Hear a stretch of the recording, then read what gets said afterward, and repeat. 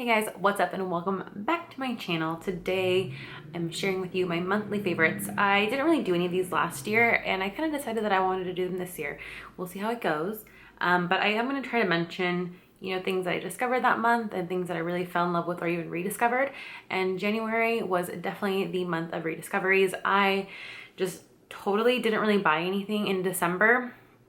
I got things for Christmas and stuff, but I didn't actually buy anything and like really discover anything from, in December that went into January. So today I'm just gonna share with you guys like the rediscoveries from January, since I did rediscover a lot of products that I loved so much and I don't know why I ever stopped using them.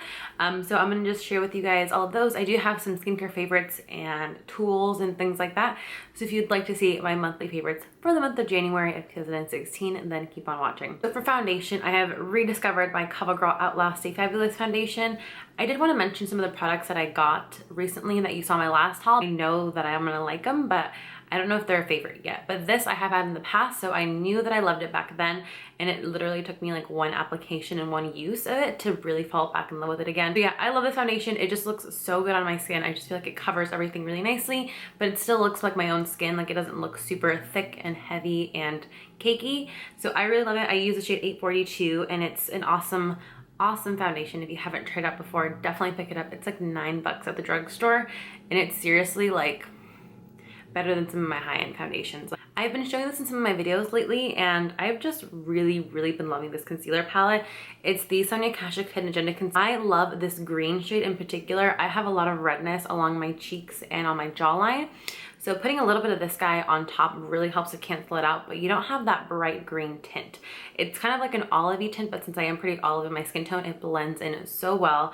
And then these two concealers, I don't typically use them around my face. I love to use them to carve out my brows. If I'm trying to look my eyebrow look super highlighted on the bottom, I will go in with just a light shade, but usually on a day-to-day basis, I kind of mix the two and it is perfect. I never really touch the powder in here, but that's just because I don't really think about it. Like by the time it comes to setting my under eye concealer, I already have something else in mind. So I kind of just skip out on that guy, but it's not bad. Like I've definitely tried it before. It's just not my favorite.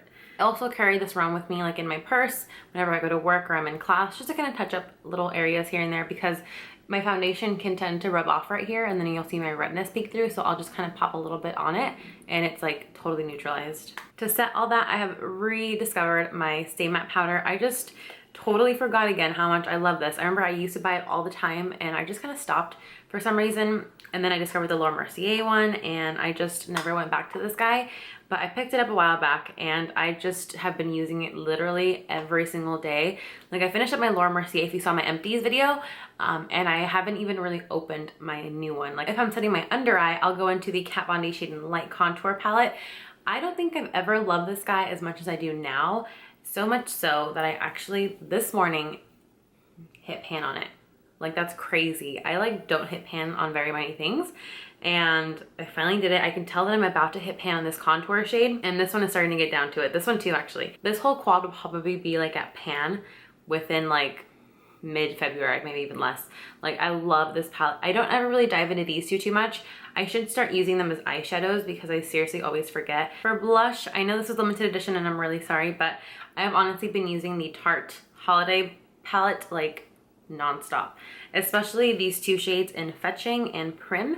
These are the colors that I live in, so like mauve-y, kind of nudie colors, and I also really live in peaches. For highlight, I rediscovered one yet again, and it is the Bobbi Brown Shimmer Brick. I have it on right now. It's very intense and I love it, which is interesting because whenever you kind of brush your brush on it, it's not like creamy and loose powder, but when you glide it on, it looks wet almost. Like it's so pretty and I really love it. So it's just kind of like a mixture of a bunch of different colors. And I just take my M501 and I just like go to town and mix all of them. And it's just, it's so pretty. So I love this guy. I totally forgot how much I loved it.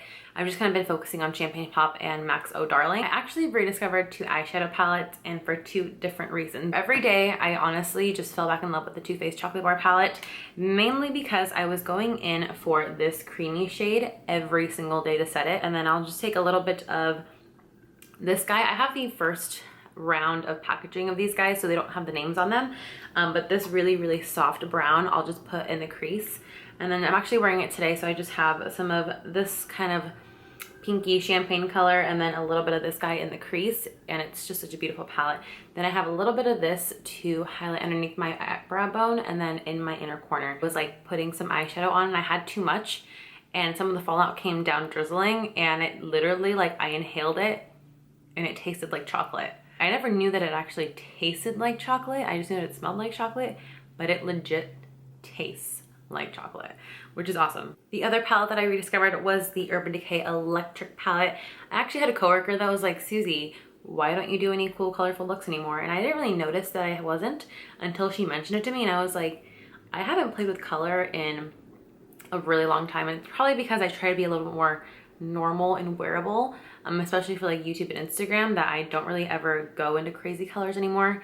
But I have been lately, and I've really been kind of loving getting back into that craziness. Plus, I honestly just love the two blues in here. Like, I love wearing blue a lot, and it's just, those two colors are perfect, and Jilted as well. Like, I love that color. And Revolt too. I just love the whole palette. I just wish this was more of like a yellow instead of a kind of lime green. That's my only complaint about this palette though, is that one kind of lime green color. Do I even need to say anything? Like, this is seriously my baby, and I want to wear it every day, but like, I go to class and I go to work and I just feel like people will get tired of it. And in class, I feel like people are going to stare at me like I'm weird, but I just love this guy so much. And I'm so excited that he's coming back in February, even though I already have 2 extras backed up. I was kind of upset about that, honestly, when he said that it was coming back, because I bought a bunch in fear that it would be gone forever and then it's coming back. But whatever, it's fine. But yeah, I just, every single day, literally, I'm like, dirty bunny. Okay, no, don't, because people are gonna look at you. You're just going to class, you're just going to work for like a couple hours. No one is gonna appreciate it. So then I just don't. But literally, I don't really ever think about brushes to include, but I realize that these 6 have really, really been kind of like my necessary brushes, and I need them like every day. The first one is this no brand brush. It's just kind of like one of those that you can get on Amazon. They're like the 4-pack for like 10 bucks. I kind of just got it on a whim just so I can get free shipping on something, honestly. And I don't know, I actually really, really like it. I really like it for the shape, because it's kind of like a pointed foundation brush, so it's really good for under eye concealer. That is honestly what I use this for pretty much every day. For setting under eye and also cleaning up like a contour area, I've been loving the Real Techniques, what's this called, contour brush. I just love to kind of like lightly pack on powder underneath when I'm not baking, and then just kind of sweeping away and kind of softly cleaning up the line. It's just a really nice brush, and it just goes so perfectly with this guy because they're the same kind of shape, and they're just meant for the under eye, and I absolutely love them. So I have needed those two side by side all month. And then I also just mentioned my M501 with the highlighter. I honestly like hate using the e.l.f. fan brush that I have.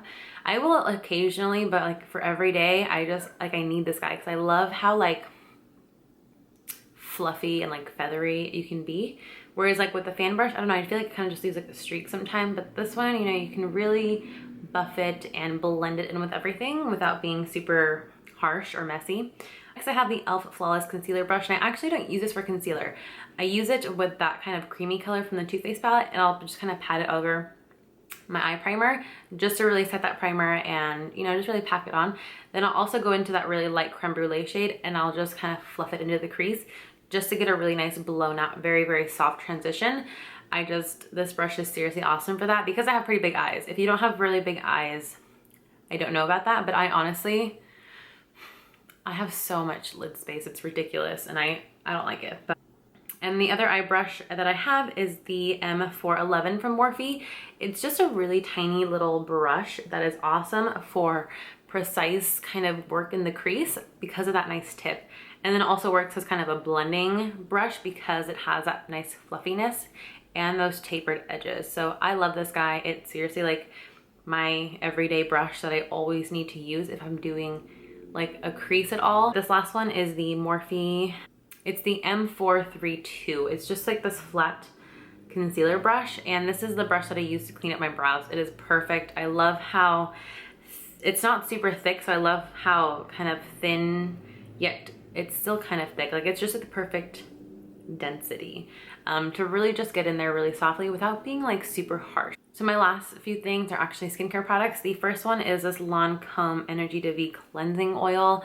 I got this in gratis a while back, and oh my god, it is seriously the best cleansing oil that I've ever tried. And I have tried a ton. I've tried a ton from the drugstore, Clinique's, like all versions of Clinique. I tried the Aborian, which is at Sephora, and just a lot of other cleansing oils, especially like the Boscia one, the Tatcha one.